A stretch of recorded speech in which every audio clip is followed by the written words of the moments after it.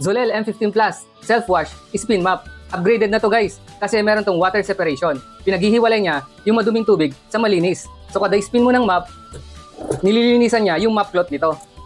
Habang itinatalsik niya yung maduduming tubig sa gilid ng bucket. At the same time, tinutuyo niya yung mop cloth nito. Microfiber na rin yung kanyang mop cloth. Bali, dalawang mop cloth yung makukuha nyo guys. Yung isa nakalagay na sa kanyang mop head. Tapos may reserva pa siyang isa.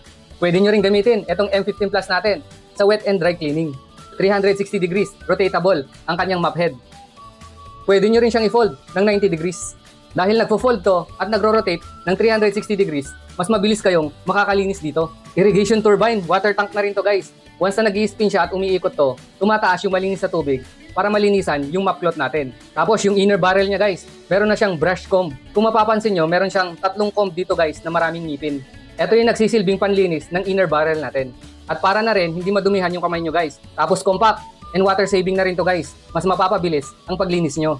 Detachable, inner barrel. Mabilis din siyang kalasin mga lods. Kung may cleaning solution kayo guys, pwede nyong ilagay dito sa water inlet natin para maihalo siya sa cleaning water natin. Kaya sa Zolel M15 Plus, mapapabilis ang trabaho nyo. Mahal to dati guys. Ngayon, mura na to mga lods. Baka kaya na ng budget nyo. Check out na mga lods!